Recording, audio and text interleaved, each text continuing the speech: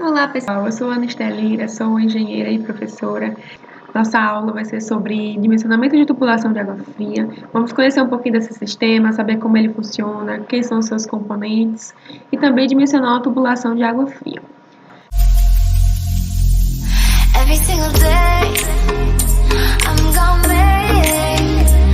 Voltei pequenininha aqui, gente, mas é porque o slide vai mostrar algumas imagens que são interessantes para vocês me acompanharem durante essa jornada de dimensionamento de tubulação, certo? Primeiramente, vou explicar para vocês que eu dividi essa aula em 2 vídeos. Então, o primeiro vídeo, que é esse, a gente vai conhecer o sistema de água fria e seus componentes e também aprender a calcular a capacidade dos reservatórios. E na parte 2, nós vamos aprender a dimensionar a tubulação.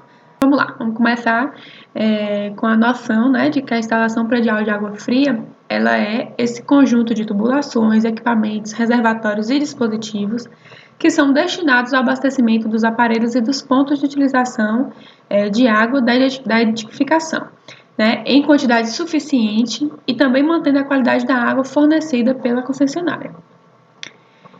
A norma que fixa as exigências e as recomendações relativas a projeto, a execução e a manutenção dessa instalação predial de água fria, a NBR 5626. As referências que a gente vai fazer durante a aula, a maioria são da NBR, né? Eu misturei com outros livros de instalações hidráulicas, né? Mas tudo dentro do que manda a norma, certo? De acordo com a norma, as instalações prediais de água fria elas devem ser projetadas de modo que, durante a vida útil, ela atenda a alguns requisitos, né? Então, vamos ver quais são esses requisitos.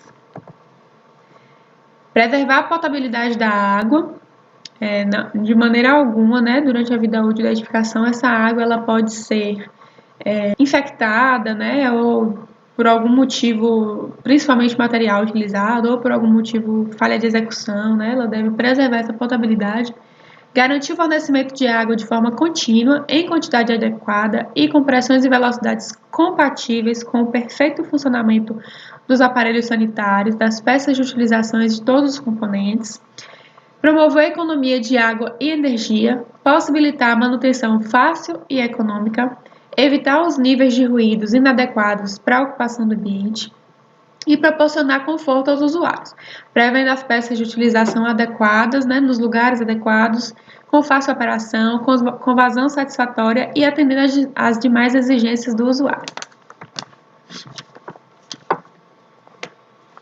Tudo que a gente vai fazer durante a execução, durante a manutenção, durante o projeto de hidráulica, né, tem que ser pensando nesses quesitos que a norma dita. Todo o sistema público que distribui água, né, ele exige a colocação de um medidor de consumo, que é chamado de hidrômetro. Esse medidor de consumo, ele geralmente é ficcionado na alvenaria, na parte de fora da edificação, e ele mede o consumo de água daquela edificação. Junto com esse hidrômetro, a gente tem o registro de gaveta, e essa canalizaçãozinha que tem, né, do registro de gaveta e do hidrômetro é chamada de cavalete. A canalização que liga o cavalete até o reservatório interno é chamada de alimentador predial, né? Então, é a canalização que recebe a água, né, do medidor e passa para o reservatório interno. E, geralmente, ela tem o mesmo tamanho do ramal predial, que é a outra tubulação que liga a rede pública para a instalação predial, certo? Então, começando a entender um pouco desse sistema, a gente tem essas duas canalizações, o ramal predial e o alimentador predial. Ramal predial, canalização que liga a rua até o nosso cavalete, né, o nosso hidrômetro, e o alimentador predial é o que liga o hidrômetro até o nosso reservatório interno. E aí nós vamos falar agora sobre quais são os sistemas de abastecimento, né? E existem 3 sistemas principais de abastecimento de rede predial, que é o sistema direto, o sistema indireto e o sistema misto.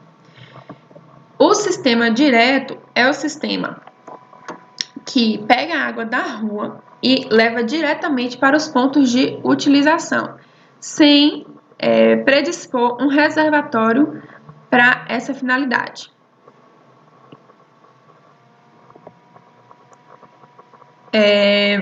Esse sistema ele tem um menor custo de instalação, mas ele tem uma desvantagem, que que pode acontecer, né, uma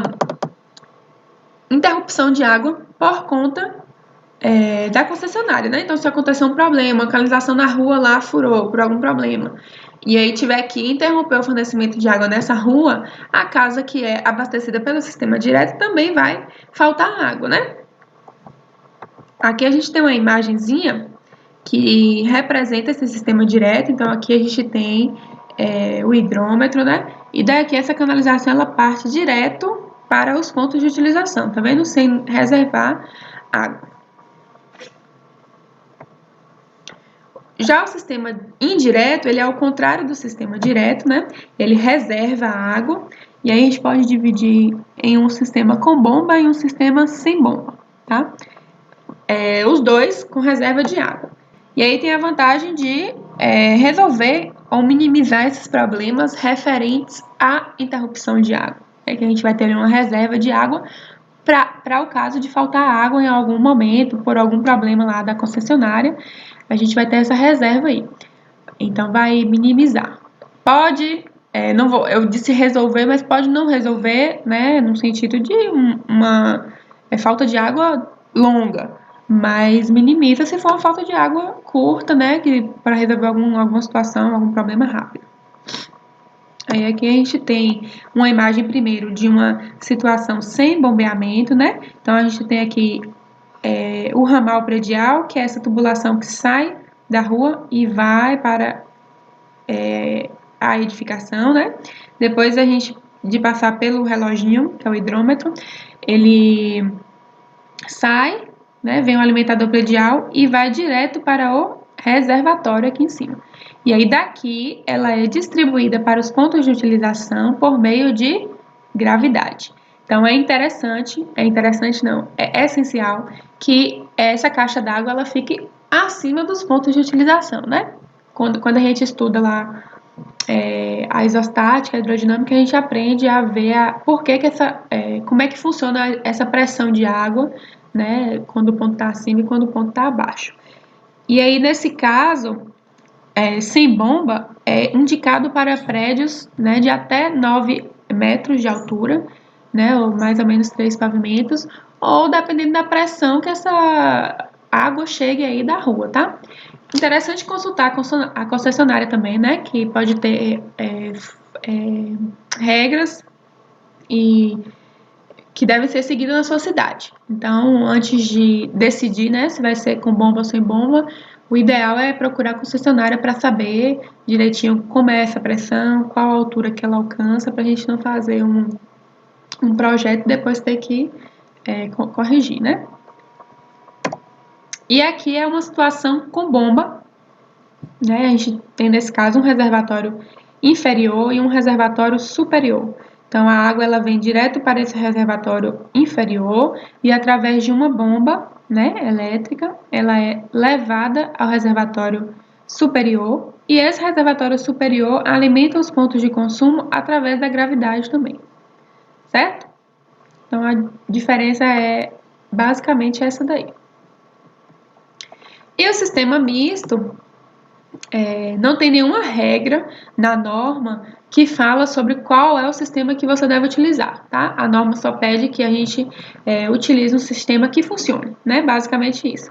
E o que a gente deve levar em consideração é as leis municipais, né? O Código de Obras e a concessionária.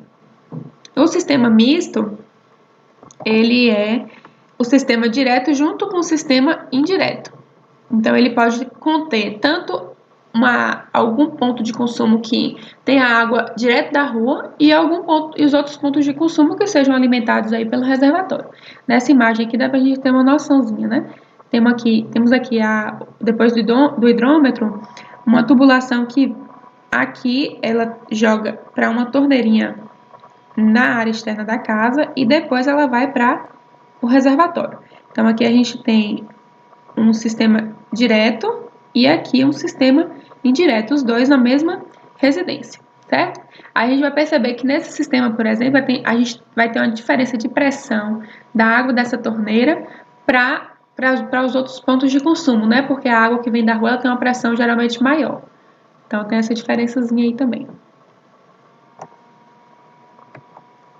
Aqui é um resumozinho, só para a gente fixar, né, quais são os sistemas de abastecimento que a gente acabou de falar. Então, tem o sistema direto, o sistema indireto, o sistema misto. E o sistema indireto, ele é com bombeamento, pode ser, né, com bombeamento ou sem bombeamento. Então, vamos lá falar sobre reservatório.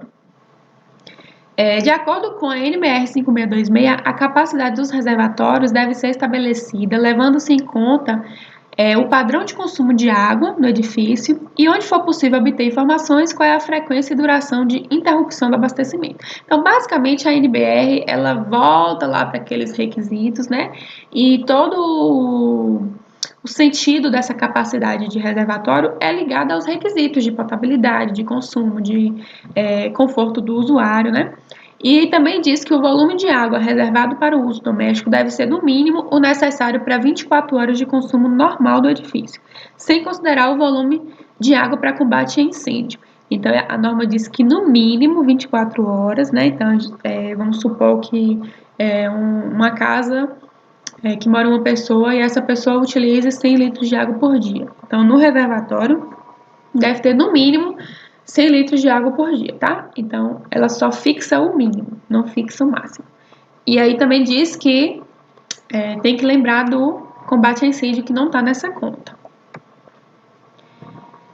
O consumo de água ele pode variar muito, dependendo da disponibilidade de acesso ao abastecimento, de aspectos culturais da população, entre outros motivos. Alguns estudos mostram que, por dia, uma pessoa no Brasil gasta de 50 a 200 litros de água por dia. Então, é um consumo racional e confortável.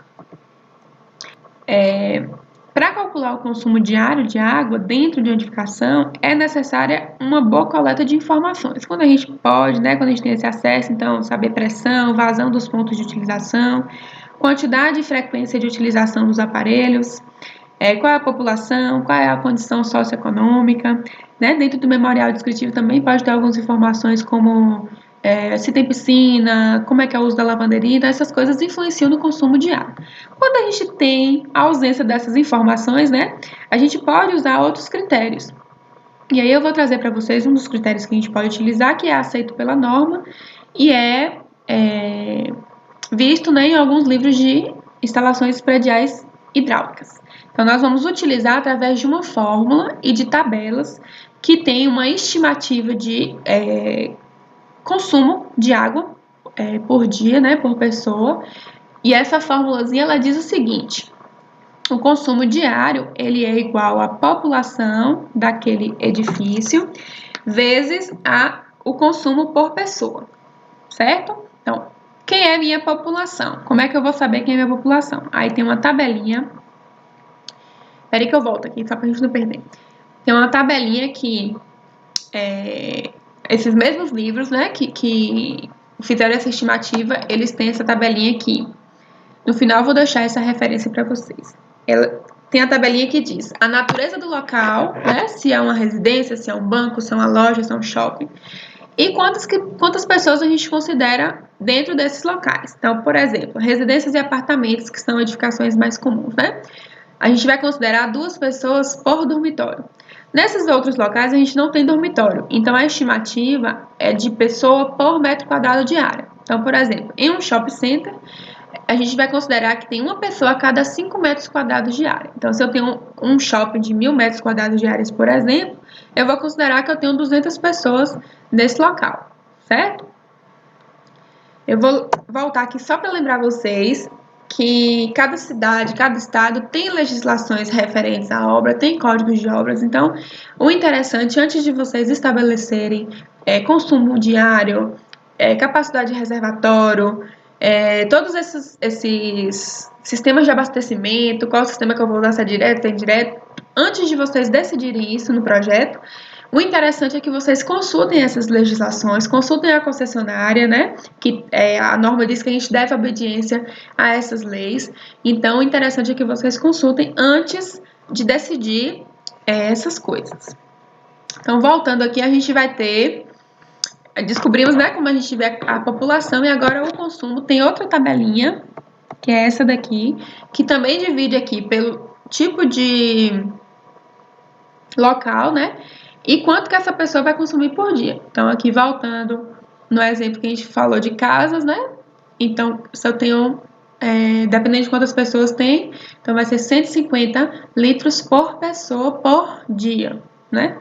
E em apartamentos, 200 litros por pessoa por dia. Deixa eu ver o shopping que a gente tá olhando lá. Não tem. Essa tabelinha é um pouco maior, tá, gente? Eu botei, deve ser por isso que não tá aparecendo no shopping. Ela é um pouco maior, eu botei só um pedacinho aqui pra gente ver como é que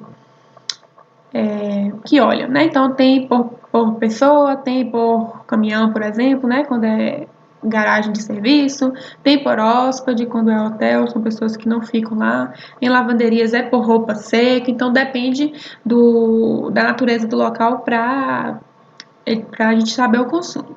Mas é por alguma unidade de alguma coisa. Então, a gente já sabe como é que vê a quantidade de população, né, quando a gente não tem como coletar lá aquelas informações que eu falei anteriormente, e sabemos quanto de água que cada um vai consumir. Então, a gente consegue saber aí o consumo diário, que é só multiplicar um pelo outro.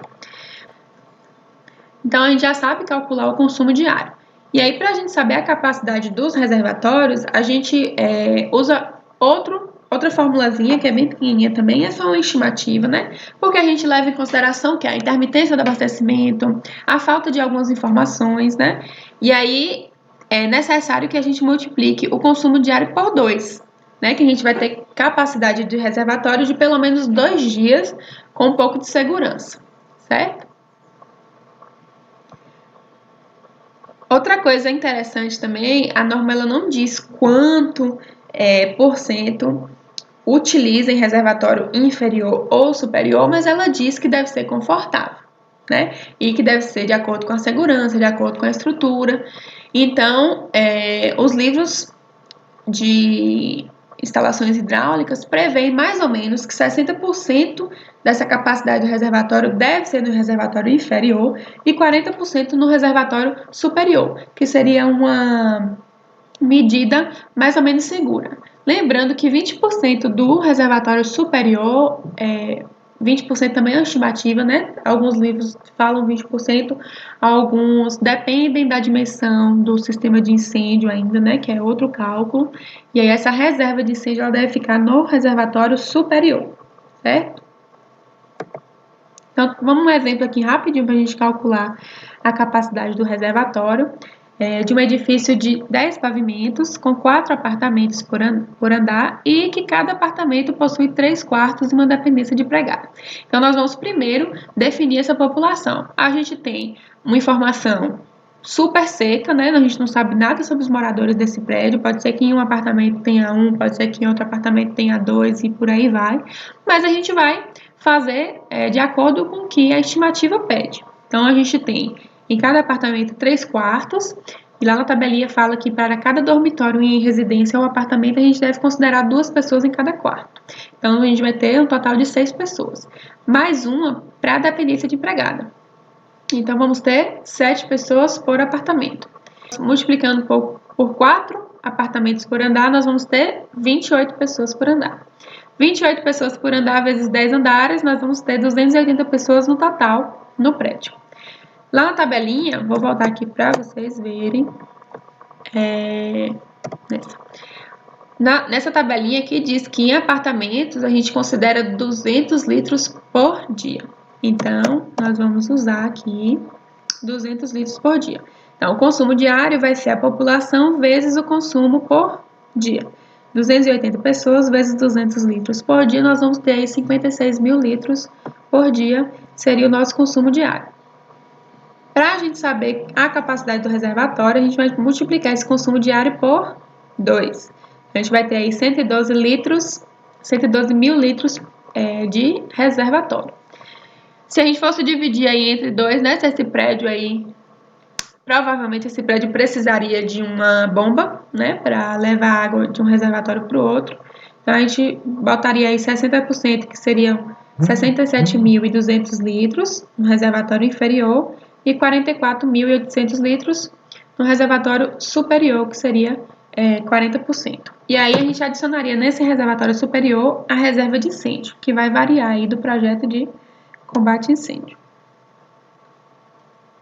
Aqui tem outro exemplozinho para dimensionar a capacidade da caixa d'água de uma residência que vai atender 5 pessoas. Então, nesse caso, eu já dei a população.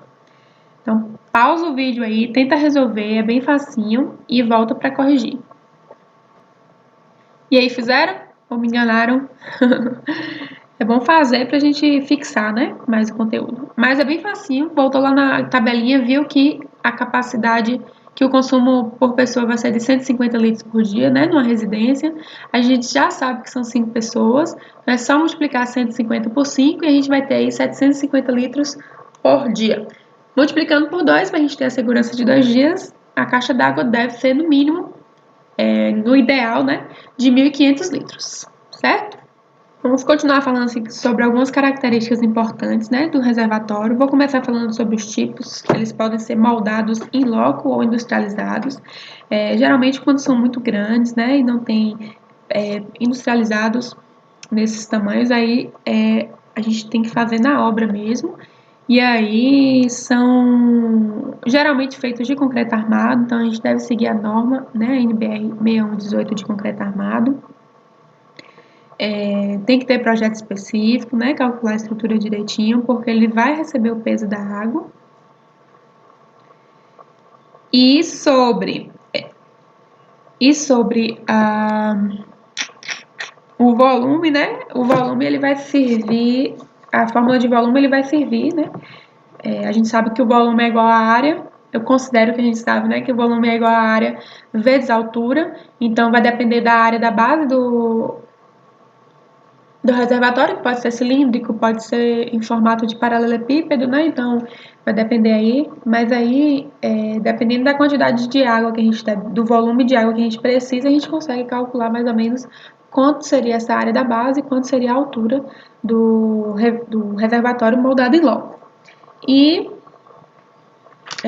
os industrializados, eles podem ser de vários materiais, né? Geralmente de fibrocimento, fibra de vidro, e tem capacidade aí de 1.000, 2.000 litros, né? Alguns são pré-fabricados, ou são fabricados sob encomenda quando são maiores, né? Quando são muito grandes. Mas acredito que vocês conheçam, né? Essas caixas d'água. Esses reservatórios, eles devem ser providos de tampas, né? Para evitar poeira, para evitar que entre animais, corpos estranhos, preservar, né, os padrões de higiene e segurança. Deve ser instalado em local ventilado e de fácil acesso para uma necessidade de inspeção, de limpeza. Ele também deve ser instalado sobre uma base estável, né, capaz de resistir aos esforços que vão atuar sobre ela. Essa base ela deve ser preferencialmente de concreto, né, lisa, sem ter muita rugosidade. E outra coisa importante também, gente, é a furação dessa caixa d'água para receber a canalização. Ela tem que ser feita, né, de acordo com as orientações do fabricante e com equipamentos que são recomendados para essa finalidade. A altura da caixa d'água, ela interfere, né, diretamente na pressão da água. Não quer dizer que quanto mais alto, eu vou ter mais pressão, né, porque a gente tem aí a perda de carga das canalizações, mas ela interfere. Então, a altura está aqui só para a gente lembrar que interfere na pressão e que ela não deve ser esquecida quando a gente for projetar esse sistema. E a localização também pode interferir nessa pressão da água, porque quanto mais longo é o caminho da água até o ponto de utilização, mais canalização vai ter, mais perda de carga vai ter também. Então, é outro item, né, que a gente deve prestar atenção na hora de projetar. Vamos conhecer agora a rede de distribuição. Essa rede de distribuição de água é constituída pelo conjunto de canalizações que interligam os pontos de consumo ao reservatório da edificação. E elas têm nome, né? Então, vamos conhecer aqui, que quando a gente for projetar, a gente já sabe onde é que está cada coisa. Então, primeiro vamos começar pelo barrilete, que é essa tubulação aqui que está circulada, né?